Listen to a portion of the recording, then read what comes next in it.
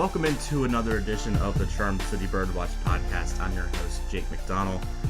Very special episode today. Been wanting to have this guest on for a while. You know, if you've been a follower of the Charm City Birdwatch podcast, which you can find out on iTunes and SoundCloud, by the way, you'll know that I've had most of the WBAL sports crew on already. I've had the likes of Jerry Sandusky, Pete Gilbert, and Brett Hollander, all guys that I worked with at my internship at WBAL TV 11 this past summer. Really the one guy that I have not had on to this point, somebody who I didn't see a lot personally because at WBAL I was in the afternoon and evening shifts a lot, and this guy is the WBAL sports anchor and reporter for the morning shows as well as the Ravens pre- and post-game shows. He is Keith Mills, WBAL morning anchor and reporter. You can find him on Twitter at Keith Mills 1090. A lot to dive into on this particular edition of the Charm City Birdwatch podcast. Again, thanks for joining in. I'm your host, Jake McDonnell. You can follow me on Twitter at jmcdonnell95, as well as our site's Twitter handle is CharmCityBW, and of course, CharmCityBirdwatch.com. Thanks for tuning in. A lot of coverage this week of the Ravens. They're suffering their season-ending, potentially franchise-altering loss to the Cincinnati Bengals on Sunday, eliminating them from the playoffs, and a lot of fallout. We heard John Harbaugh speak to the media yesterday, and there really doesn't seem, despite the pressure from fans to go a different direction, there really doesn't seem to be too much impending change coming. Harbaugh announcing a number of things like Marty Mornhinweg's return, the need to address playmakers more in the offseason, drafting a potential successor to Joe Flacco in the upcoming NFL draft, and of course, empty seats, the ongoing issue that is not only facing the Orioles now, which we've seen for a couple of seasons, despite the team being in a competitive state, but we're now seeing that with the Ravens now, which really was unprecedented before with such a passionate fan base, but now just doesn't seem to be the case. So we'll dive down to all of that, as well as some Orioles news as they sit a couple weeks away from spring training now, and they still only have 40% of their starting rotation figured out, as well as the Manny Machado and Jonathan Scope and Adam Jones rumors surrounding a bunch of impending free agents, as well as players that the Orioles want to potentially re-sign in the future. So lots of layers to both teams right now in the Baltimore community. So without further ado, let's introduce a guy who's been covering Baltimore sports for as long as everybody can remember, Keith Mills. So without further ado, let's bring him in on this edition of the Charm City Birdwatch podcast.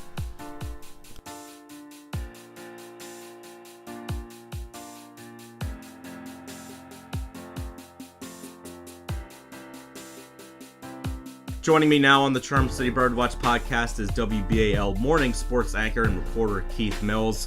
Again, you can find him on Twitter at Keith Mills 1090. So, Keith, let's get right into it. John Harbaugh's season-ending press conference. You know, I think a lot of Ravens fans expecting to hear some change, maybe some new course of direction, but that is really not happening. And from what it seems like, Marty Mornhinweg returning. They want to especially build playmakers on offense, but they've been saying that the past couple of years. But especially the biggest news, I think the biggest takeaway from at least this press conference was that they're not making any changes at offensive coordinator. We know that Dean Pease is stepping down. They're going to need to find a new D coordinator.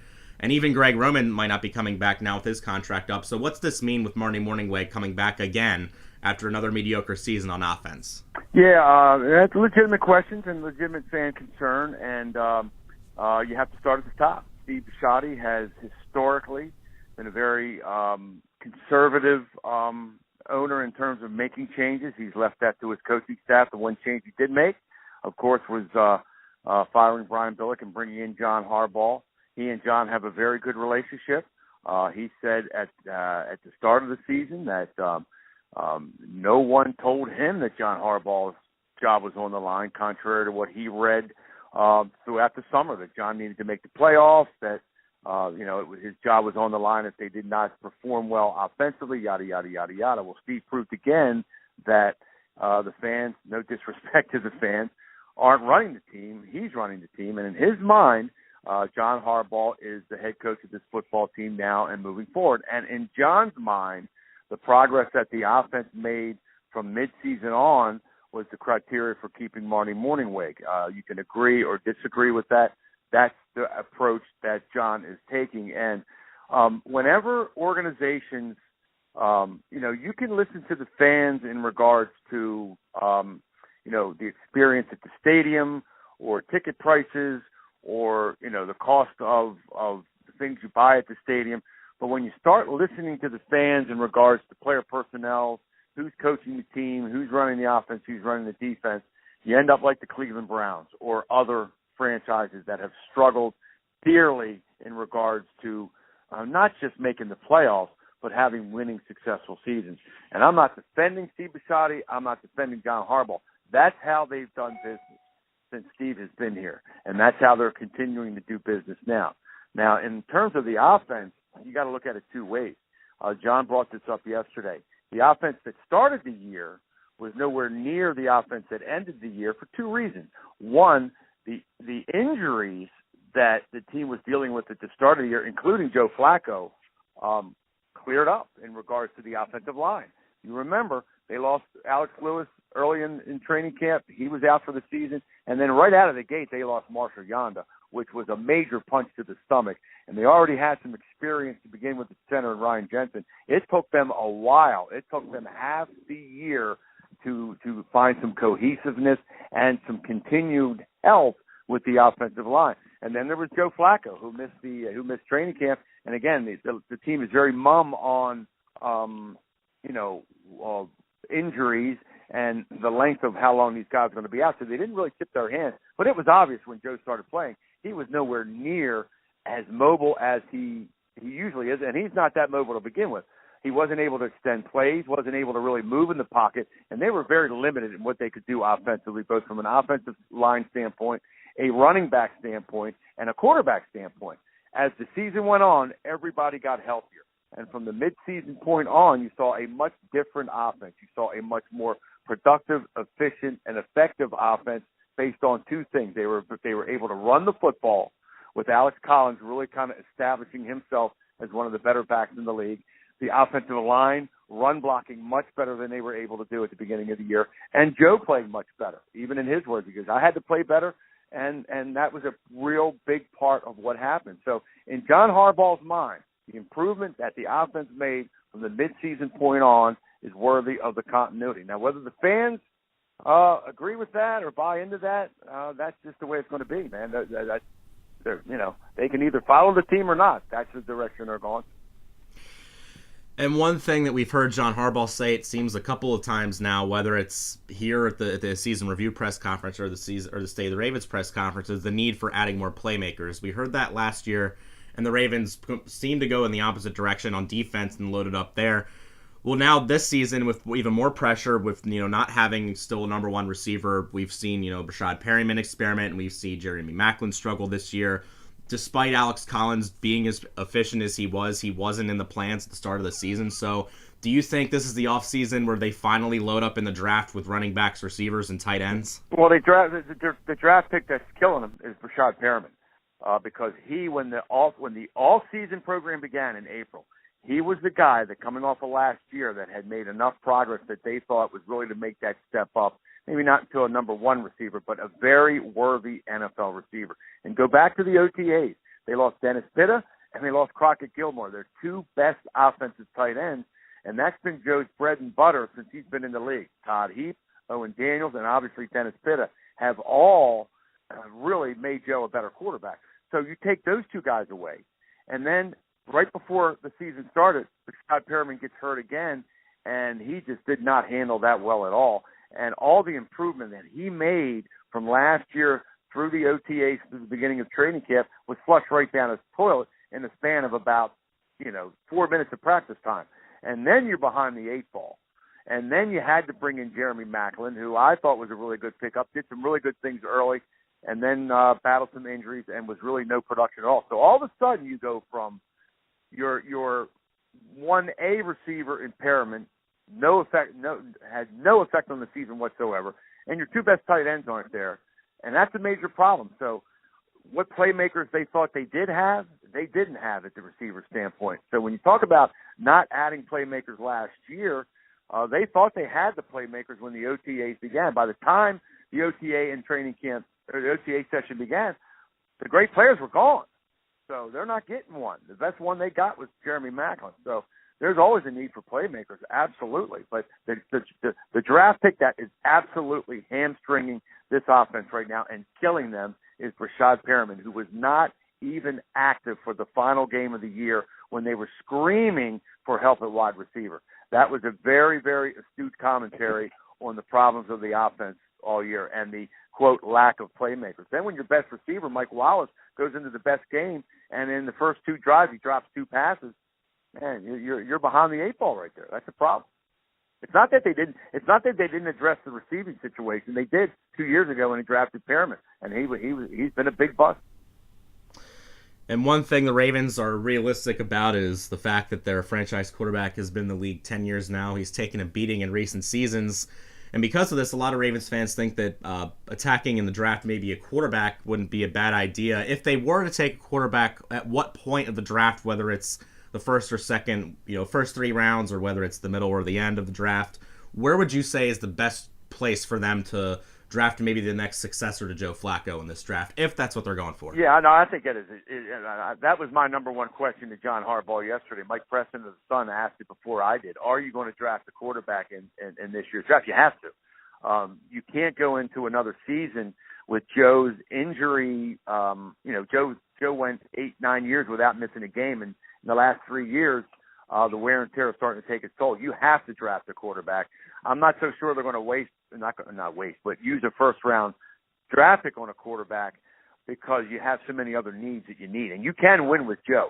Joe proved that again in the second half this season. If Joe's got some weapons and Alex Collins and the emergence of Chris Moore a little bit and Ben Watson's health as the season went on, gave him enough weapons where they could do some things offensively to keep the defense honest.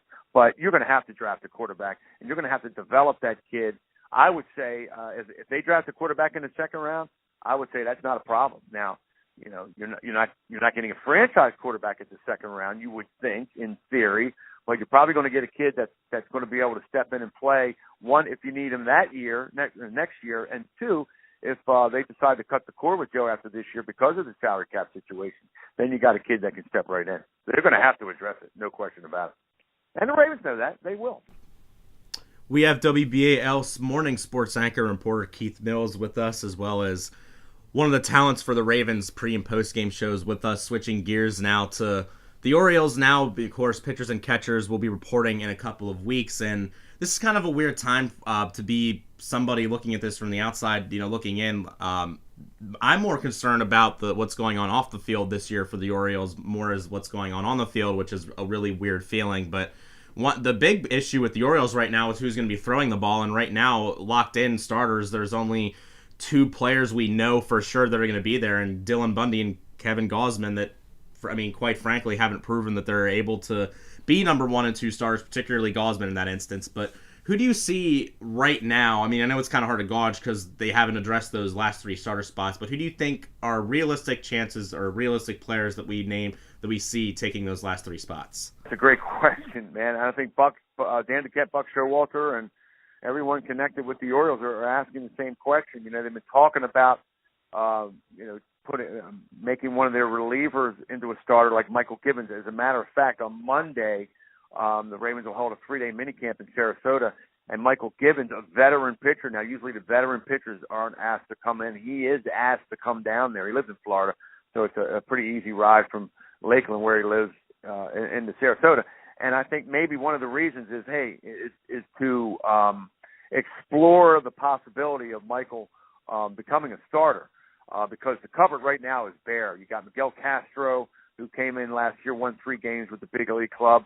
He's an option. Richard Blyer, Jimmy Yakubowski, they're all options. But like you said, when your frontline guys right now are Dylan Bundy and Kevin Gausman, who have a combined, 60, 70 starts between them in the big leagues, you're behind the 8 ball, particularly in this division they're playing right now, particularly how the Yankees improved.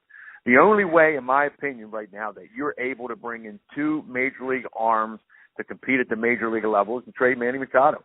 And I'm not so sure that's going to happen right now, because the Orioles did get some pretty good offers at the winter meeting, turned them down for whatever reason, but they just don't have the arms in the organization right now to be able to compete on a day-to-day basis in the American League. It would be obvious to say, or it would be easy to say, if the Orioles don't, really get some viable options for those last three spots, that are going to be struggling around the trade deadline. So if they are in that position and not looking to compete with the likes of the Red Sox, the likes of the Yankees, do you think that they're going to be more willing to move a player like Machado or extend a player like Scope with both a general manager and a manager that might not even be here after this season? Well, they have, Scope's a more realistic thing right now than Manny Machado. I mean, they would not have entertained all the offers for Manny if they're not serious about trading him. They have to. They're not going to pay him. They reached out to Scott Boras a year and a half ago, and again not too long ago, and didn't really hear a whole lot of what they wanted to hear. They have no choice but to trade him to get some marquee players back to minimize the loss of him. You would hope that two of those players are going to be pitchers that can come in and instantly help the rotation. And the trouble is, with each passing day, and as you get closer to farther into the season, if it goes that long, the leverage that you have is you're losing some of it because of the time. You don't want to get to the trading deadline and still have Manny Machado, and then you're really dealing from weakness instead of strength. And you certainly don't want to go into next season with, not this season, but next year, getting a draft pick for him because you weren't able to trade him if you're not able to sign him. Scope is a more realistic thing because you have more control of him in the next couple of years. Adam Jones is another guy that's up, after this year. You're going to re-sign him. I think Adam's still got a lot left in the tank.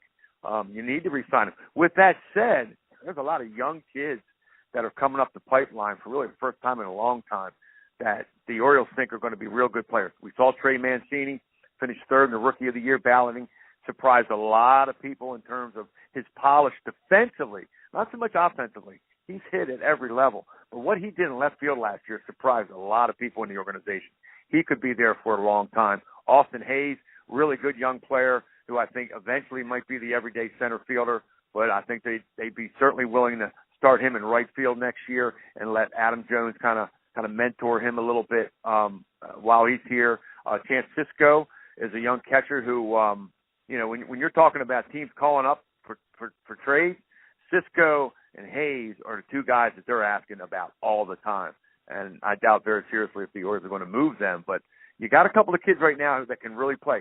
Add to that, what you got right now, of course, with Adam Jones and Beckham at shortstop and still Manny, and it's a pretty good nucleus of a starting nine. But you got to get some starting pitching, and the only way to do that, I think, is to trade Manny. One last question for WBAL's Keith Mills. Again, Keith Mills 1090 on Twitter, involved with the morning shows, especially WBAL news anchoring and reporting. Do you think Adam Jones is the team center fielder in 2018 as well as the closer, two important roles that the Orioles will have to look at now with Jones' contract coming up and Zach Britton no longer in the picture to start the season at least? Yeah, Jones is still playing center field at a high level, so as of now he's center fielder unless they trade him. That's possible. He could command some players as well. He doesn't want to get traded. He makes his home here now. He's ingrained in the Baltimore community. He's done more off the field for the kids in the Baltimore community, and this is saying a lot, as any Oriole I've ever been around, and that includes Brooks Robinson, that includes Cal Ripken. I mean, that's saying a lot. Adam is just an icon in the Baltimore community. He's getting up in age. He's still playing at a high level. He's a free agent, so he could command some trade value. But to start the season right now, Adam Jones is your center fielder. In regards to closers, Brad Brock right now will be the closer on paper, and I'm sure when spring training starts, unless there's a major shakeup in the bullpen because of trades, Michael Gibbons has a possibility to become a closer because he has such a wicked slider from that kind of crazy delivery that he has. And remember, he was a shortstop when the Ravens drafted him about 6 years ago. He came up as a shortstop, and they moved him to the bullpen a couple of years ago. So he's still developing, but he's got a big upside. So right now, they're your two candidates. Brad Brock really is the only guy in the big league bullpen right now that's got major league save experience, and he saved a lot of games last year when Zach Britton was hurt. So right now, he's your closer. Once again, WBAL's Keith Mills joining us on the Charm City Birdwatch podcast. Keith, I want to thank you for joining me, and we'll have to do this again sometime. Really appreciate it. You got it, Jake.